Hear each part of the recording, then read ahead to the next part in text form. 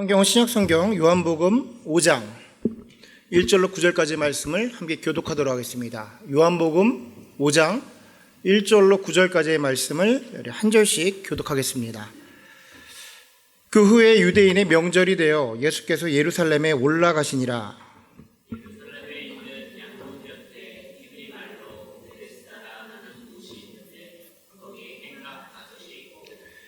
그 안에 많은 병자, 맹인, 다리 저는 사람, 혈기 많은 사람이 누워 물의 움직임을 기다리느니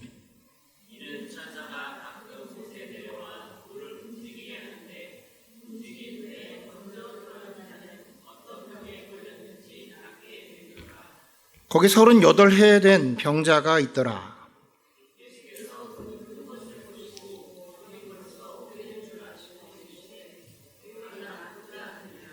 병자가 대답하되 주여 물이 움직일 때에 나를 못에 넣어주는 사람이 없어 내가 가는 동안에 다른 사람이 먼저 가나이다.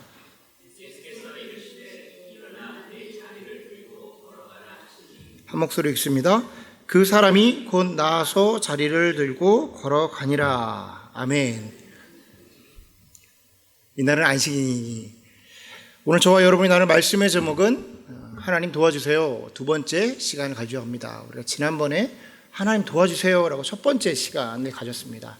아브라함이 또한 베드로가 도저히 하나님의 이름을 부르지도 못할 때에 하나님께서 그 마음을 미리 아시고 먼저 다가와 주셔서 주님의 사랑으로 아브라함과 또한 베드로를 덮어주시고 주님께서 친히 일하시는 것을 우리는 알게 되었습니다. 오늘은 그 두 번째 시간으로 하나님 도와주세요. 사실은 하나님께서 우리에게 듣고자 하시는 말씀, 듣고자 하시는 기도 중에 가장 중요한 단어가 아마 이것일 겁니다. 하나님 도와주세요라는 기도.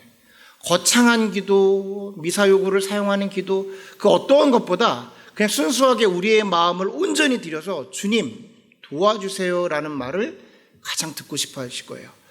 시중에 우리가 유튜브를 틀어도 기도하는 방법, 하나님의 마음을 움직이는 기도, 여러 가지의 기도 방법이 있을 수 있습니다.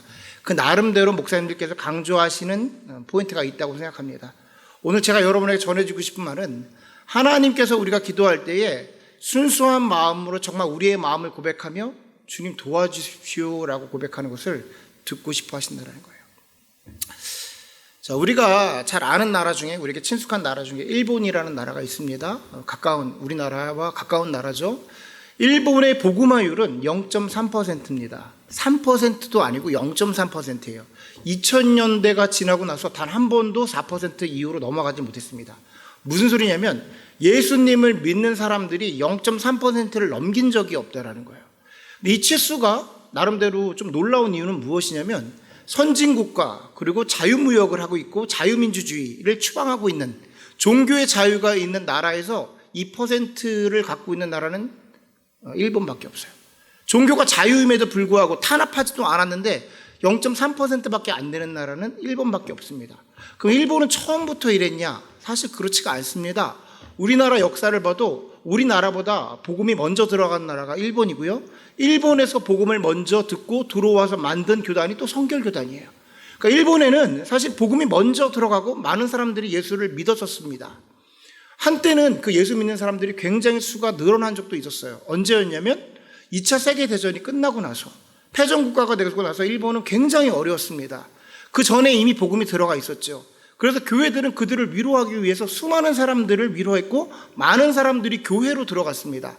그때 교회가 무엇을 했냐면 그 많은 사람들에게 위로를 하겠다고 교회의 의자를 뒤로 다 밀어버리고 포크댄스를 가르쳐줬어요. 위로해주기 위해서. 그리고 교회에 많이 찾아오는 사람들, 더 많은 사람들을 오게 하기 위해서 영어를 가르쳐 주었습니다. 사람들이 점점 늘어났어요. 근데 그렇게 늘어남과 동시에 시간이 지나 일본이 경제적으로 호황을 누리기 시작합니다. 그랬더니 사람들이 교회에서 포크댄스를 치는 것보다 학원 가서 춤을 추는 것을 더 좋아해서 교회를 빠져나가고 교회에서 영어를 배우는 것보다 학원에 가서 영어를 배우는 게 더 재밌고 빠르니까 글로 다 빠져나갔더라는 거예요. 결국 시간이 지나서 교회에 남겨진 사람이 없게 되었다라는 겁니다. 저는 지금 경제가 발전하면 사람들은 교회를 떠납니다. 이 얘기를 하는 게 아니에요. 교회가 그들에게 줄 수 있는 것은 실제는 예수님밖에 없는 겁니다. 솔직히 교회가 무엇을 한다고 뭐가 재밌겠어요? 교회가 무엇을 준비한다고 뭐가 좋겠습니까? 사실은 그런 것도 해야 되지만 교회를 통해서 얻을 수 있는 것이 있다면 그것은 예수 그리스도의 복음밖에 없고요. 교회가 또한 그들에게 무언가를 줄 수 있다면 예수님밖에 없다라는 거예요. 위로를 하려고 여러 가지 모양으로 접근을 할 수 있겠죠. 그러나 본질적으로 교회가 줄 수 있는 것은 오직 한 가지, 예수 그리스도의 참다운 복음밖에 없음을 기억하셔야 되는 겁니다. 여러분, 지금 말씀드린 게 일본에서만 벌어진 일일까요? 우리나라 80년대 후반부터 90년대까지 교회는 호황을 누립니다. 호황이란 말이 좀 그러네요. 큰 부흥을 일으켜요. 외적인 부흥. 그때 가장 큰 혜택을 받던 사람들이 아마 제 세대일 겁니다. 뭐냐면 교회는 당시에 선진 문명이었고 굉장히 좋은 컨텐츠를 가지고 있었어요. 무엇을 해도 시대보다 빨랐습니다. 여러분, 저희 다 나이가 비슷하니까 문학의 밤이라는 거 아세요? 문학의 밤? 그 교회 미국을 너무 일찍 오신 분들은 모를 수도 있는데 문학의 밤이라는 컨텐츠를 갖고 있었습니다. 이게 굉장한 거죠. 공개 콘서트 같은 거예요. 신앙송도 하고 막 스킷 드라마도 만들고 성극도 하고 막 연주도 하고 청년들이 모여가지고 그걸 자체적으로 무대를 만들고 공연을 하는 겁니다. 그런 것들이 당시에는 없었어요.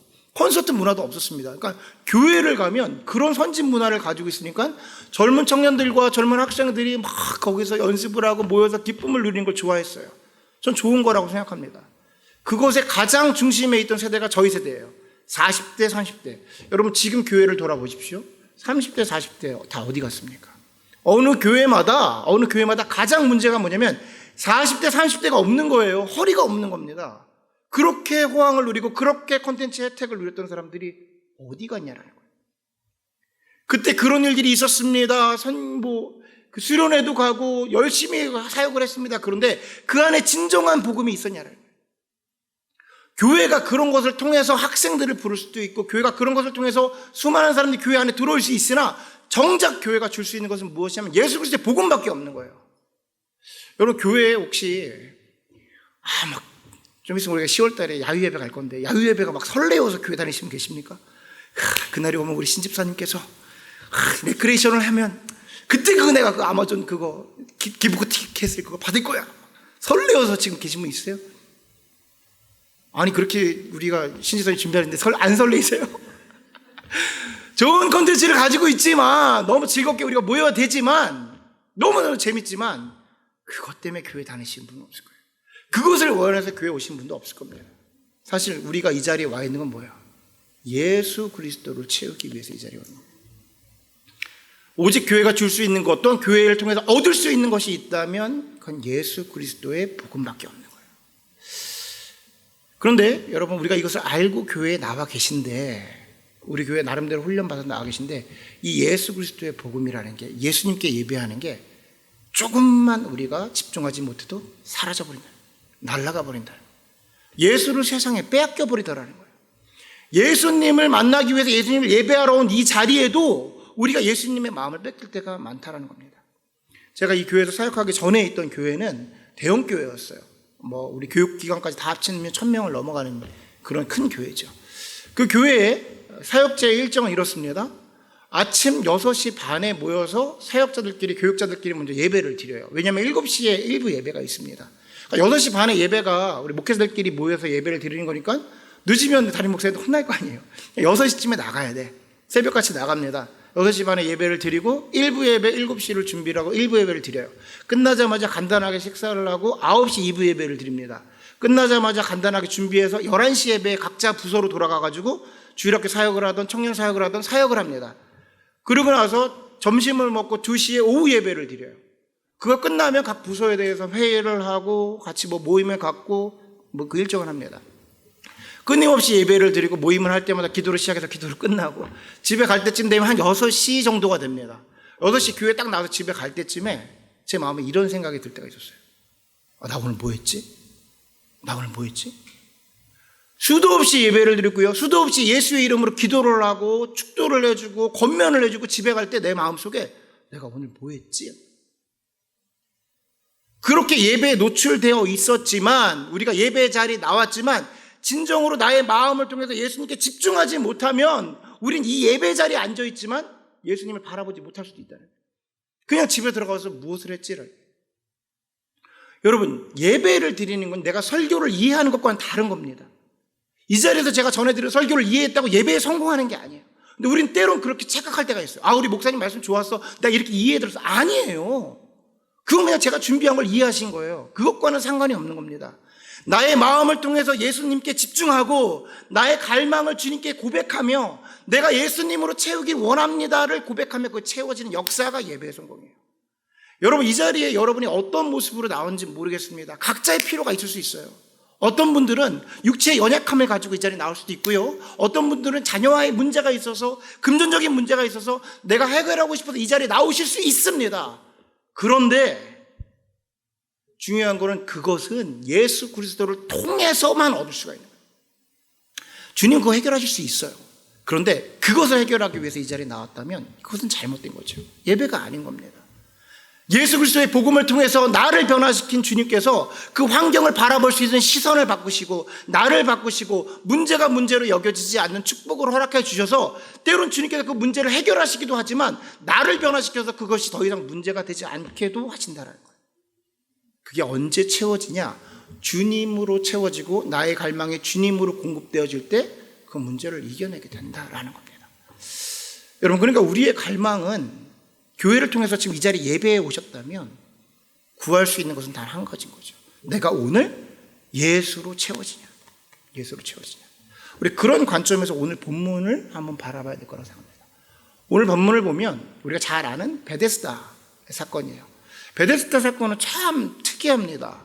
신학적으로도 난해의 구절이라고 그래요. 해석하기가 쉽지 않다는 거죠. 이유가 여러 가지가 있는데 이런 일들이 진짜 있었냐라는 게 첫 번째예요. 뭐냐면 천사가 물을 동하게 해가지고 거기 들어가면 진짜 낫냐? 나은 사람이 있냐? 천사가 내려왔냐? 왜냐면 성경에 기록되어 있으니까 천사가 진짜 내려오는 건가? 뭐 이런 이야기를 생각할 수 있고 이게 진짜 있는 장소냐? 또 궁금한 것이고요. 여러 가지 이유가 있는데 또 왜 병자들이 그렇게 많은데 예수님은 38년 된 병자만 고치고 가셨냐라는 거예요. 고치실 거 다 고치시면 좋은데 왜 38년 된 병자만 고치고 갔냐? 요한복음에만 기록이 되어 있거든요. 그러니까 이게 왜 다른 성경에 없는데 이게 진짜이냐 아니냐 이런 해석의 차이가 있을 수 있습니다. 실제 근데 우리 학자들이 연구를 해서 보니까 시간이 지나 이 베데스다라는 곳을 발견했어요. 성전, 예루살렘 성전으로 올라가는 그 길목의 오른편에 자리를 잡고 있던 연못이 있었습니다. 근데 거기에 있는 여러 가지 이제 우리가 이렇게 뭐라 그래요? 학자들이 발굴하다 보니까 벽화도 나오고 5가지 기둥도 나오고 여기가 베데스다구라는 확증을 했어요. 알고 봤더니 무슨 일이 있었냐면 그 안에 약간의 간헐천이 있었습니다. 간헐천이라는 건 밑에서 물이 올라오는 거예요. 우리나라로 말하면 온천수 같은 거죠. 여러분 온양온천 이런 거 아시나요? 북옥 하와이? 옛날 사람인가? 우리 어머니가 하와이 갔다고 그래가지고 중학교 때 어디 가셨나 했더니 근데 북옥에 가셨더라고. 북옥에도 하와이가 있습니다, 여러분. 지금도 있는지 모르겠네. 그렇게 온천수가 올라올 때 우리가 거기 가면 피부에 좋대 이런 얘기 있잖아요. 땅에서 효력이 있대. 그랬던 것 같아요. 땅에서 물이 올라오면서 그 기포가 올라올 때 그거를 천사들이 내려와서 물을 동하게 했다고 생각했나 봐. 누가 그래가지고 그런 믿음으로 들려왔더니 피부병이 우연히 나았나 봐. 그랬더니 그 마음이 얘기가 막 퍼져나갑니다. 병자들의 심정이 어때요? 지푸라기라도 짚고 싶은 거죠. 그 병이 낫고 싶은 겁니다. 그랬더니 그 베데스다의 사람들이 몰려들게 된 거예요. 여러분, 미신이죠, 미신. 신앙에는 4가지 신앙이 있습니다. 미신이 있고 맹신이 있고 광신이 있고 확신이 있습니다. 미신이 뭐예요? 없는 거를 믿는 게 미신이에요. 있지도 않는 걸 믿는 게 미신인 거예요. 맹신은 뭐예요? 그냥 믿는 게 미신이에요. 그냥 맹목적으로 믿는 게 미신이에요.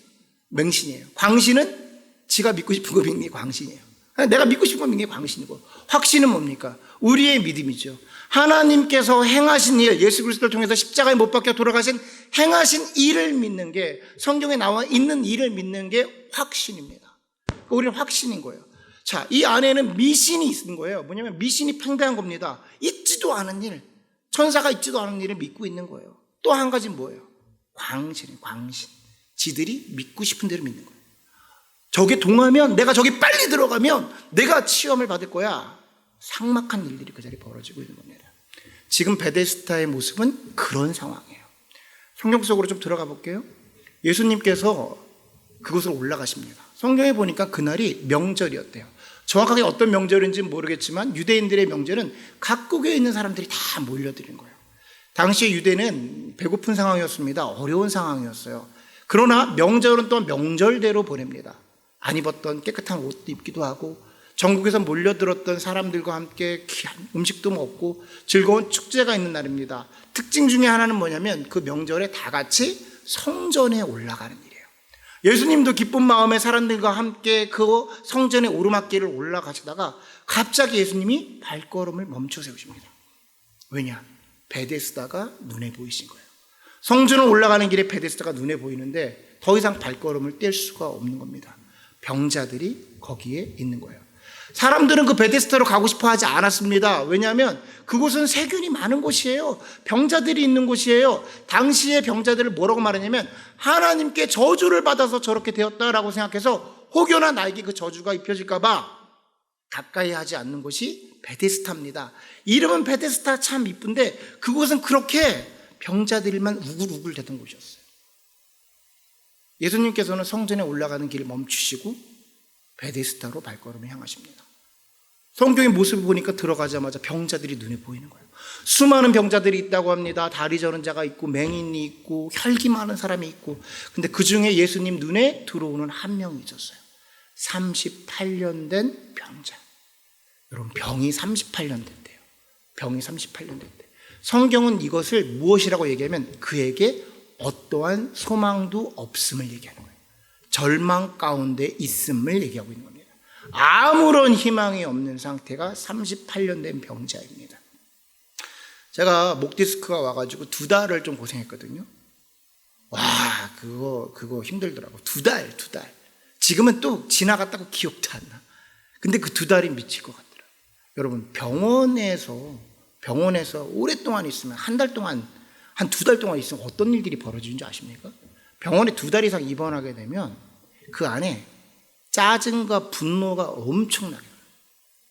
제가 이렇게 어렸을 때부터 부모님이 하시는 일 때문에 병원에 오랫동안 접할 일이 많았는데, 병원은요, 특별히 의사와 간호사님, 우리 진짜 존경해야 되는 분입니다. 그 사람들이, 그렇게 똑똑하신 분들이 돈 벌려고 그 일을 하진 않아요. 천직입니다. 왜냐하면 그 안에는 모두가 짜증이 나 있고, 모두가 분노해 있으며, 모두가 뭐라고 말할까요? 자기의 아픔을 고백하는 곳이에요. 병원은 그런 곳입니다. 삭막한 곳이에요. 병자가 38년이 됐대요. 희망이 없는 겁니다. 예수님께서 그 병자에게 물으십니다. 너가 낫기를 원하느냐? 그런데 병자가 이상한 얘기를 해요. 낫고 싶습니다 얘기하면 되는데 그렇지 아니하고, 아무도 나에게 저 연못에 옮겨주는 사람이 없어서 내가 이렇게 됐어요. 나를 아무도 옮겨주는 사람이 없어서 내가 그냥 여기 이렇게 누워 있습니다 라고 말하는 거예요.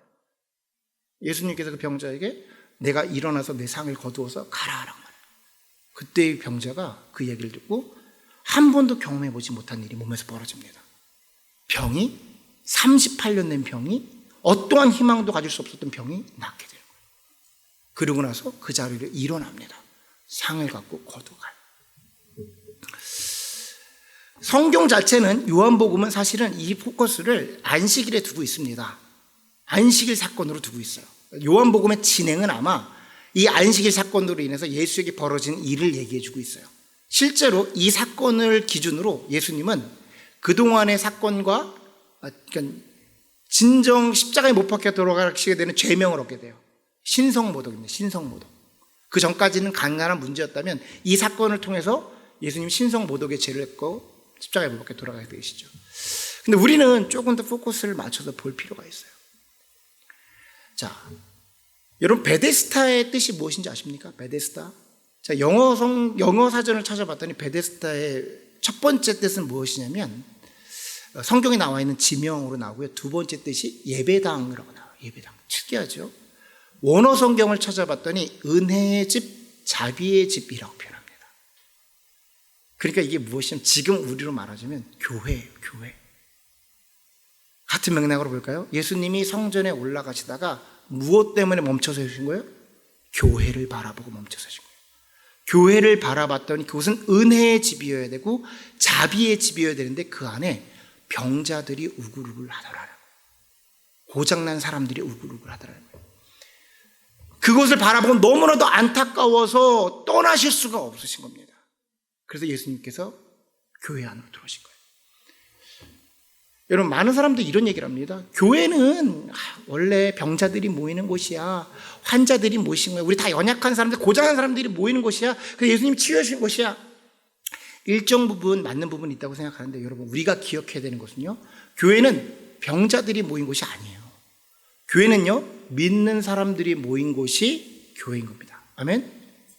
교회는 원래 믿음의 사람들이 모여서 예배하는 곳이 교회인 거예요. 그 안에 병자들이 가끔 올 수 있습니다. 그럼 우리가 경험한 예수 그리스도를 통해서 그들을 고칠 수 있어내야 되는 게 교회예요. 그냥 병자들만 모여서 우글우글한 곳이 아니라는 겁니다. 은혜의 집이어야 되고 자비의 집이어야 되는 곳이 바로 교회여야 돼요. 근데 교회 안에 예수님이 지금 바라보면서 병자들만, 환자들만 있다는 거예요. 예수님이 지금 안타깝게 생각하는 게 무엇일까요? 그들이 교회 안에 미신을 믿고 있더라는 거예요. 없는 거를 믿고 있는 거예요. 있지도 않은 거를 믿고 있는 거예요. 아니, 왜 저들이 저러고 있는가? 또 바라보니까 뭐예요? 광신이 있는 겁니다. 자기들이 믿고 싶은 것만 믿는 거야. 무슨 얘기가 나와도, 성경에서 무슨 얘기를 해도, 설교를 통해서 어떤 것이 전해져도 그거 모르겠고 내가 믿고 싶은 것만 믿는 거예요. 예수님의 마음이 안타까운 거예요. 예수님이 아무런 소망이 없던 38년 된 병자에게 이야기를 합니다. 네가 낫고자 하느냐. 여러분, 왜 예수님께서 38년 된 병자를 고치셨을까요? 알 수가 없습니다. 예수님 마음이죠. 왜 그 병자만 고치고 가셨는지 알 수가 없습니다. 우리가 생각해 보는 거예요. 38년 된 병자에게 물어봅니다. 네가 낫고자 하느냐. 이 사람의 얘기는 무엇이었죠? 나를 옮겨주는 사람이 없어서 나는 들어갈 수도 없습니다. 맹인한테 물었으면 어떻게 했을까요? 맹인아, 네가 낫고자 하느냐? 당신이 누군지는 잘 모르겠고 물이 동하면 방향만 알려줘. 내가 뛰어갈게. 다리 저는 사람한테, 내가 다리가 조금 저러가지고 힘들긴 한데 어디 있는지 알리게, 물이 동하는 것만 알려줘. 내가 어떻게든 뛰어갈 테니까. 혈기 많은 사람들이 예수님이 낫기를 원하느냐? 물이 동하는 것만 알려줘. 내가 지금은 좀 누워있지만 힘을 바짝 모아가지고 내가 한번 뛰면 갈 수 있으니까. 이유가 뭐예요? 1등으로 들어가면 광신인 거예요. 광신. 1등으로 들어가면 낫겠다는 거죠. 근데 38년 된 병자는 뭐라고 합니까? 난 갈 수가 없어. 아무도 나를 옮겨주지 않으면 할 수가 없어. 나는 어떠한 희망도 없다는 거예요. 저는 이 안에서 이런 메시지를 여러분에게 전해드리고 싶어요. 예수님이 정말 우리에게 듣고자 하시는 고백이 무엇이냐면 이 고백이에요. 이 고백. 주님, 저는 아무것도 할 수가 없어요. 저는 뭐도 할 수가 없어요를 얘기해야 되는 거예요. 그러니까 예수님께서 저를 도와주세요라고 말해야 되는 거예요. 신앙생활 속에서 이것이 굉장히 중요한 포인트입니다, 여러분. 나에겐 어떠한 희망도 없습니다를 고백하고 시작해야 돼요. 그게 신앙의 첫걸음이에요. 여러분들 이 자리에 다 앉아 계신데, 다 예수님을 믿고 이 자리에 앉아 계신데, 여러분 예수님을 믿게 되었던 첫 스텝이 무엇이에요? 저는 죄인입니다. 저는 죄인입니다. 이 죄인입니다는 뭐예요? 나에겐 어떠한 희망도 없습니다예요. 나는 무엇도 할 수 없습니다예요. 나는 예수님이 아니면 아무것도 할 수 없는 존재입니다가 신앙의 시작인데, 어느 날 우리를 봤더니, 신앙생활하고 있던 우리를 봤더니 뭘 너무 잘해, 뭘 너무 많이 해, 뭘 많이 할 수 있어. 여러분, 그 끝의 결과가 무엇이었나요? 내가 나의 힘으로, 나의 의지로, 나의 의의를 드러내고 했던 것들이 무엇이었나요? 베드로의 모습은 아니었습니까? 내가 죽을지언정 당신을 부인하지 않겠습니다. 내가 죽을지언정 당신을 부인할 일은 없습니다. 의 모습은 아니었나요? 주를 위해 십자가를 지겠습니다 고백하고, 주를 위해 그 일을 하겠습니다, 영혼들을 부르겠습니다. 그럼 진짜 우리의 모습은 무엇이었나요? 저는 우리에게 의지를 필요해서 주님이 부르시는 그 부르심에 응할 때도 있어야 되고, 힘을 얻어서 그 길을 달려가야 할 때도 있는데, 그 시작점에 무엇이 훈련돼야 되냐면 아무것도 아닙니다, 도와주세요가 훈련돼야 돼요. 이게 첫 번째 스텝이에요. 이것 없이 우리 안에 무엇이 너무 많이 껴들어오지 않았나? 진짜 우리의 기도 시간에 하나님과 내가 독대하고 있는 저 자리에서 우리의 고백을 하나님 듣고 싶은 건 뭐냐면, 주님, 저 정말 아무것도 할 수 없어서 주님 오늘 나와 동행해 주셔야 됩니다. 이게 주문 외우듯이 하는 게 아니라 내 삶의 고백이 나와요. 내 주님 없이 이것도 해보고 내 뜻대로 이것이 이루고 싶어서 하기도 해봤는데, 주님, 나에게 어떠한 소망도 없습니다를 고백해야 돼요.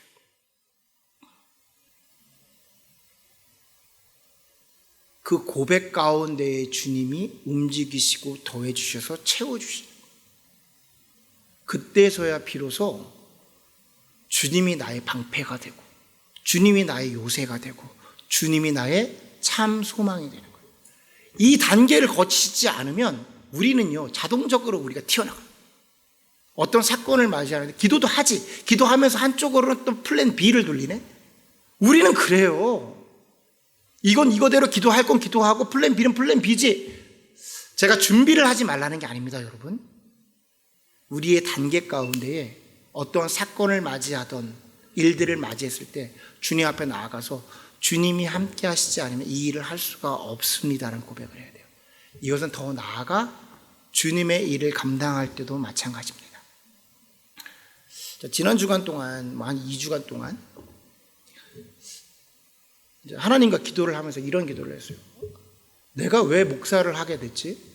왜 내가 목사를 하게 됐지? 이 일에 있어서 이 고백을 고민을 하게 된 거는, 제 와이프랑 산책을 하다가 와이프가 저한테, 당신은 목사님하고 정말 잘 안 어울리는 것 같아. 그래서 당신 진짜 목사랑 잘 안 어울리는 것 같아. 이런 얘기를 하더라고요.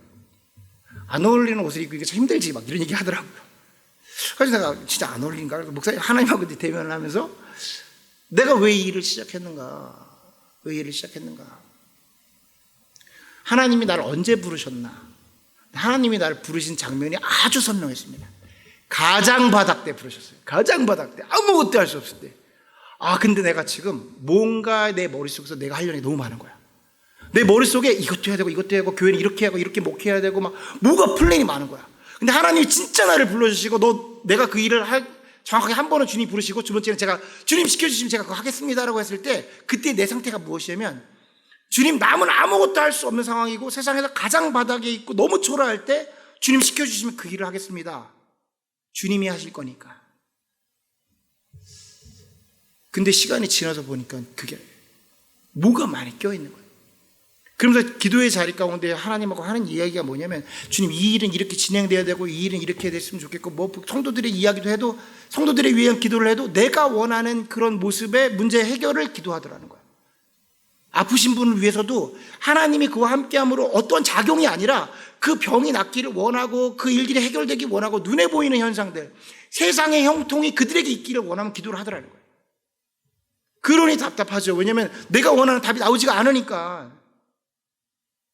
그때의 기도, 하나님 원하신 기도가 무엇이었냐면, 주님, 이런 일들이 있습니다. 주님 도와주세요라는 한마디면 되는 거예요.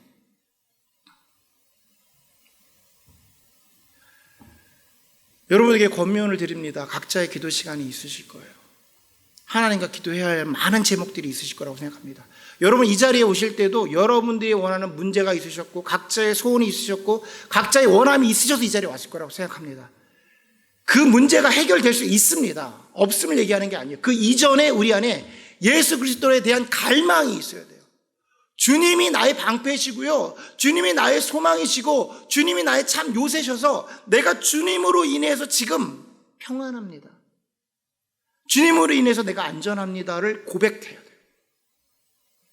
주님이 우리에게 원하시는 것, 그 고백을 먼저 듣기 원하시는 거예요. 가장 기본으로 돌아가요. 갈라디아서를 보면 우리가 그런 표현이죠. 내가 그리스도와 함께 십자가에 못 박혀 죽었나니. 바울은 어떻게 이런 고백을 했을까요? 시간이 지나 아무리 고백을 봐도 나는 이미 죽은 거야. 나는 아무것도 희망이 없어. 아무런 소망이 없어. 바울이 어떤 사람입니까? 성경에 자기가 자기를 자랑하고 주장해 주잖아요. 내가 어떤 사람이냐면 히브리인 중에 히브리인이야. 나 배울 만큼 배웠어. 가질 만큼 가졌어. 야, 내가 어디 가서 꿀리진 않아. 이 얘기거든요. 근데 나에게 어떠한 소망도 없어. 다 배설물이야. 나는 이미 죽었어. 그런데 내가 지금 육체 가운데 살아가는 것은 하나님의 아들을 믿는 그 믿음 안에서 살아가는. 여러분, 이 고백을 해서 지금 여러분 저와 이 자리에 앉아 계신 거예요. 이 고백을 해서 여러분 우리가 세례를 받은 거고, 우리가 그 고백을 해서 예수님을, 하나님을 아버지라 부르시는 겁니다. 하나님은요, 그 고백을 지금 이 자리에 다시 듣기 원하세요. 주님, 아무것도 아닙니다. 아무것도 할 수 없습니다. 그래서 도와주셔야 돼요. 도와주셔야 돼요. 하나님 도와주세요. 주님의 길을 갈 수 있게, 주님의 자녀로 살아갈 수 있게, 이 땅에서 주님이 맡겨주신 일 완수할 수 있게 도와주세요. 무엇을 하겠습니다가 아니라, 그건 나중에 한참 후에 우리가 하겠습니다 해요. 그 이전에 주님으로 인해서 내가 안식하며, 주님이기 때문에 평안하며, 주님이 나의 요새시고 주님이 나의 방패십니다. 여러분, 이 고백 쉽지 않아요. 주님과 진짜 독대하고 있는데, 주님 내가 다 아시는데 주님이 나의 방패십니다. 나 주님만 의지하고 가고 있어요. 이 고백 진짜 하기 쉽지 않아요. 왜냐하면 내가 어딘가에 잡고 있는 다른 끈이 있거든. 내려놓으시고, 나의 의를 다 내려놓으시고 주님께, 주님 도와주십시오. 저는 38년 된 병자가 그 얘기를 했다고 생각합니다. 나 아무것도 할 수 없어. 쟤네들은 뛰기라도 하고, 쟤네들은 보이지 않지만 달려갈 수도 있고, 혈기 마른 애는 잠깐이라도 일어날 수 있지만 난 아무것도 할 수 없어. 여러분, 우리는 아무것도 할 수 없어요. 그래서 주님이 우리를 만나주신 게 은혜인 겁니다. 그 은혜를 고백하시는 저와 여러분이 되기를 간절히 소원합니다. 아멘. 우리 시간에 함께 찬양하며